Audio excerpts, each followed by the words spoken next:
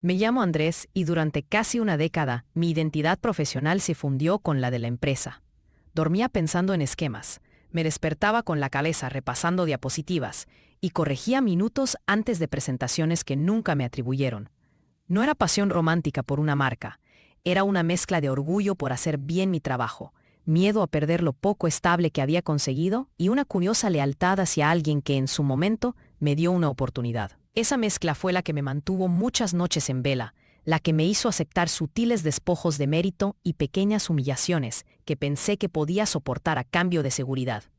Hay una frase que me acompañó durante años: el trabajo de fondo no siempre necesita aplausos. La repetí tantas veces que terminó sonando a consuelo, y con el tiempo, a justificación. Vivía en un departamento pequeño cerca de la oficina. Mis rutinas eran precisas. Café a las 7, correo hasta las 8, ejercicio 3 veces por semana, llamadas con mi hermana los domingos por la tarde. Tenía una pareja por 6 años, que se fue lentamente cuando las noches en vela se convirtieron en mi segunda casa.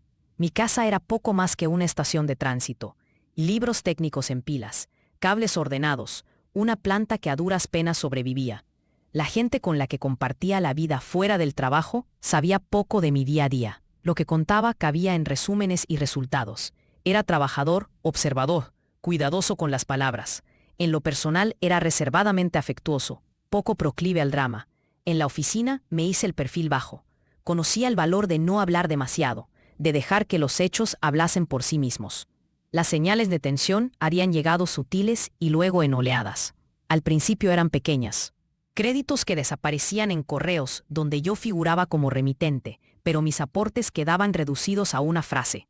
Slides bajo mi nombre que aparecían en el portafolio del director general con una foto mía en la esquina como si yo hubiera sido un asistente invisible.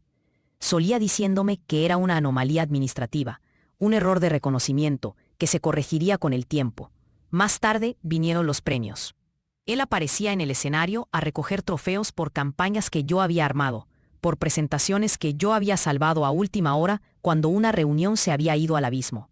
No era simplemente que fuera aplaudido, era que los discursos que hacían referencia a la visión estratégica y al liderazgo inspirador eran una compilación de mis textos, de mis diagramas, de mis noches. Cada aplauso era una disminución de mi esfera visible y un acrecentamiento de la sombra que lo cubría. Mi relación con él no empezó mal. En la primera etapa fue un mentor. Me dio proyectos que me forzaron a crecer. Me recomendó en presentaciones externas y me defendió ante una junta que dudaba. Su capacidad para vender una idea era hipnótica. Sabía envolver ausencia y convertirla en percepción. Yo aprendí a trabajar con esa imagen, a construir contenidos que le permitieran brillar. Pensé que la lealtad era un capital social. Sin embargo, la lealtad que yo ofrecía era asimétrica. Yo ponía horas y cuidado. Él ponía la firma y la facilidad del carisma. Empezaron a aparecer silencios donde antes había reconocimiento. A veces, en reuniones más pequeñas, él hablaba de la importancia del equipo. En privado, el equipo éramos pocos y desdibujados.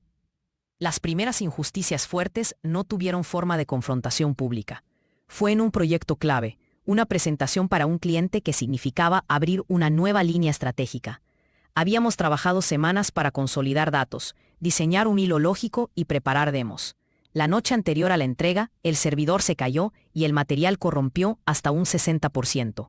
Me quedé hasta la madrugada reconstruyendo archivos desde versiones antiguas, buscando piezas que encajaran y rehaciendo narrativas con silencio.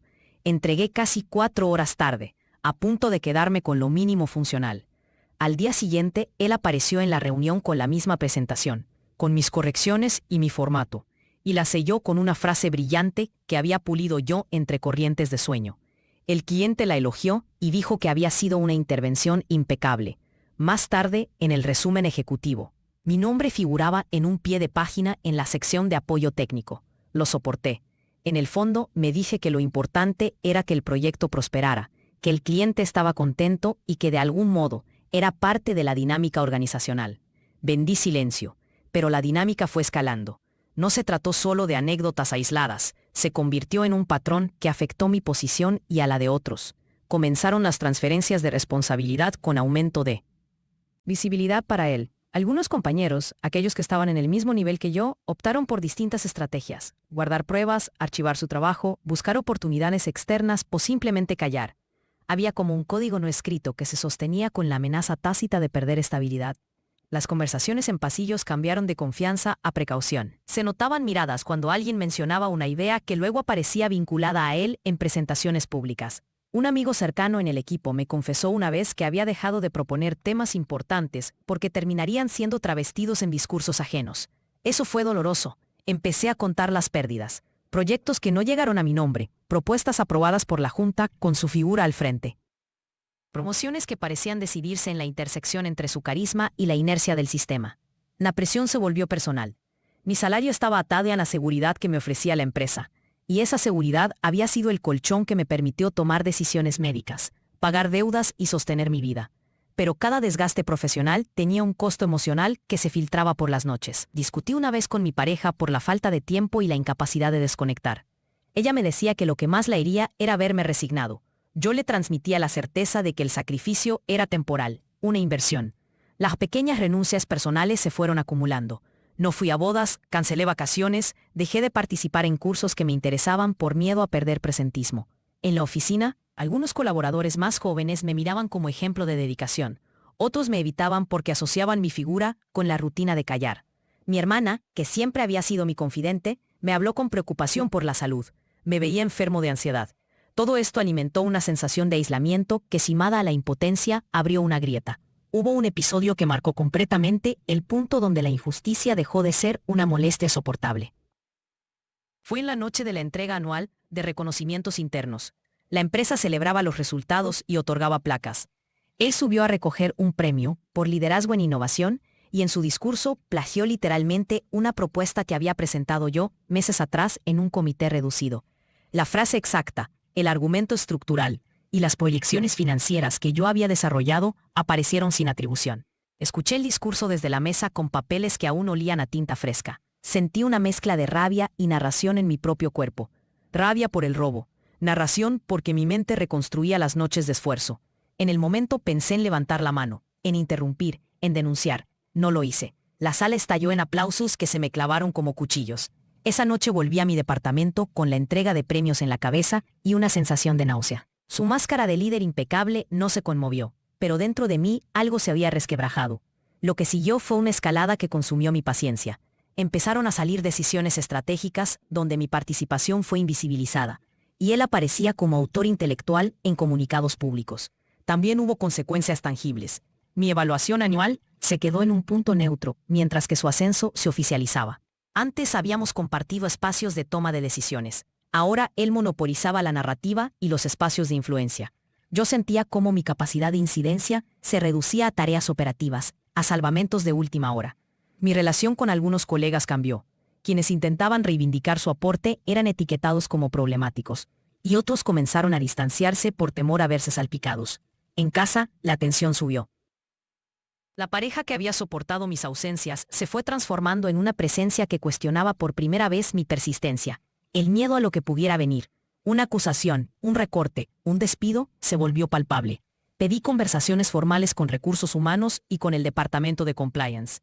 Al principio, me tomaron nota. Se abrió un expediente, se prometió investigación interna. Pero los procesos burocráticos eran lentos y muchas veces se diluían en explicaciones técnicas. Algunos correos quedaron sin respuesta, y otras veces me respondían con tonos neutros, como si fueran parte de un protocolo diseñado para evitar compromisos. En la gerencia, los comentarios sobre mi caso se transformaron en discusiones pasadas de tono en los que se evaluaban riesgos legales y de reputación. Sentí que el tiempo jugaba en mi contra.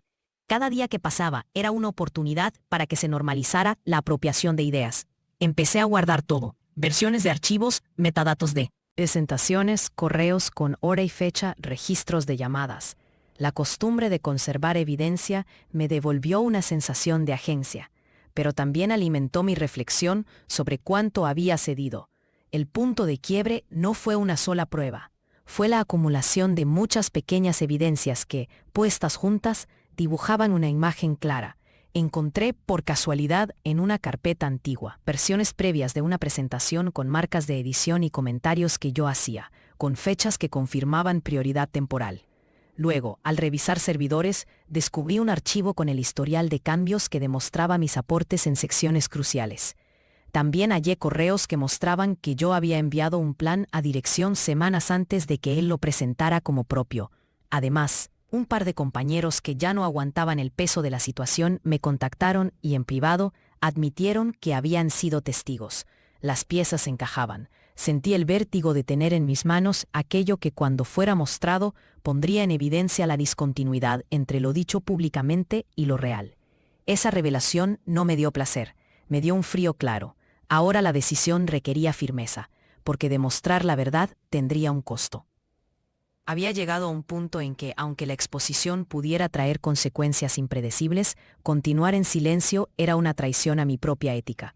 Existía la posibilidad de buscar una salida discreta, de renunciar sin ruido o de cambiar de equipo. Pero la acumulación de injusticias había corroído ese tipo de opciones. Mi silencio sería perpetuar una cultura. Tomé decisiones concretas. Recopilé todo el material en copias seguras. Redacté un informe con cronología y pruebas, y lo dejé listo para presentar. No hice fantaseos con heroísmos, entendía que no todo se solucionaría con una sola acción. También preparé lo básico para mi propia salida: ahorros, un plan de búsqueda laboral, avisos a contactos en el sector. En la noche previa a la junta anual, no dormí. Releí las pruebas, confirmé la veracidad de los metadatos y ensayé en mi mente cómo sería mi intervención. No había intención de humillar, había intención de exponer con precisión. El día de la junta anual fue denso.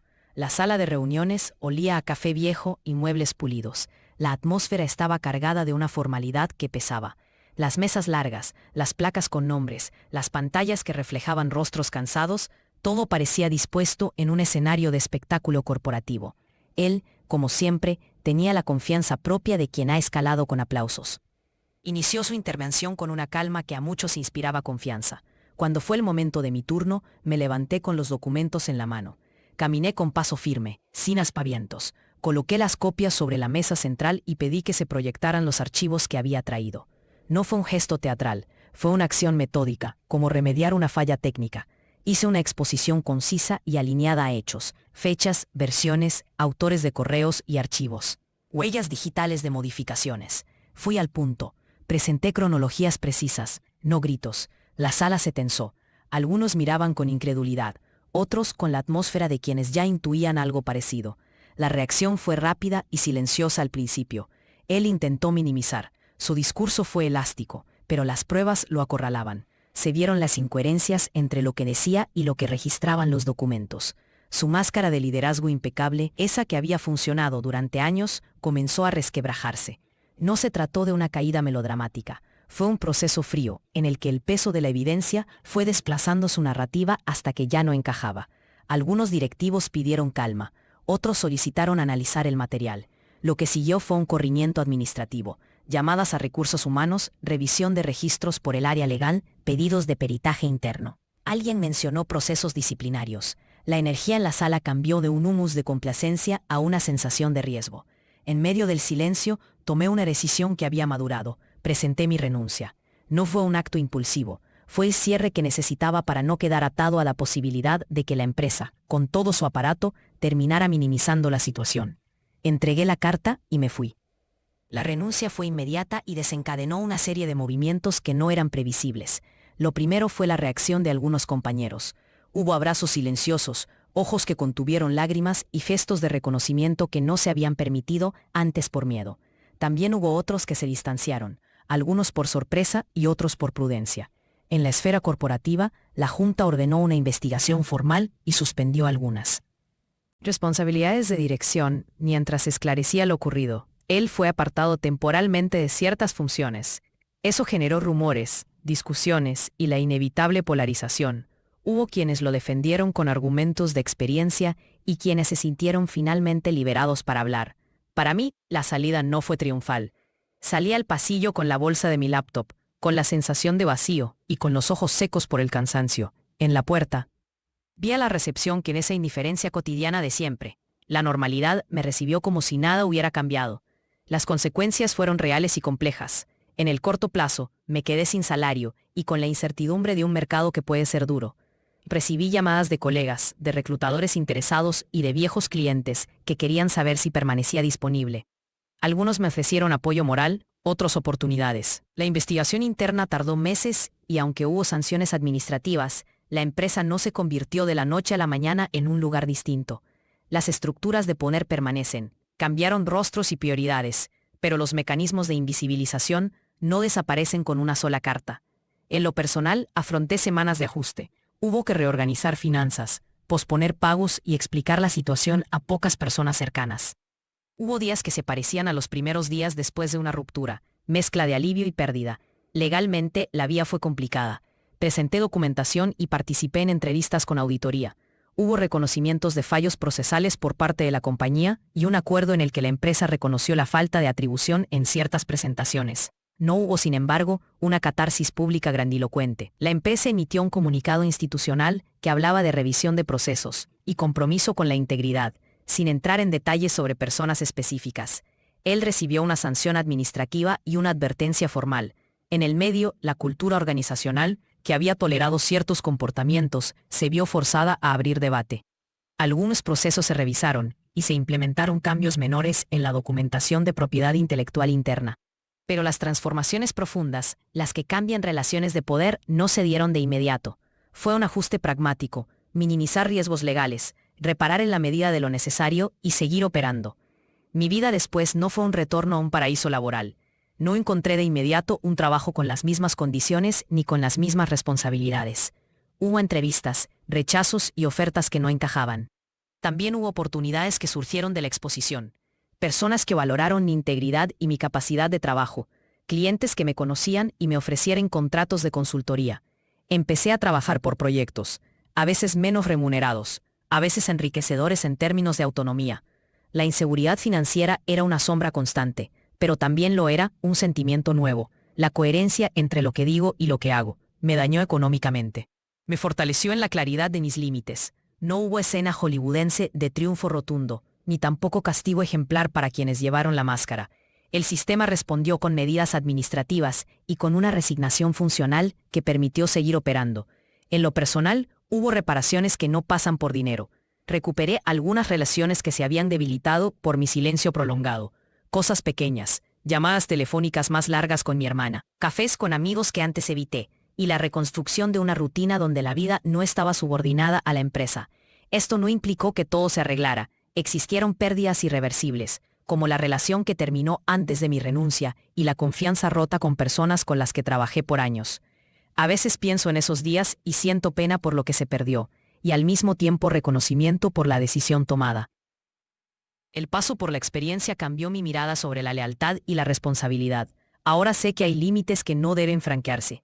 Mirando hacia atrás, veo una secuencia de lecciones. Cedí suelo por seguridad, toleré injusticias por cálculo, esperé que el reconocimiento llegara, y cuando vi que no alcanzaba, reuní pruebas y actué.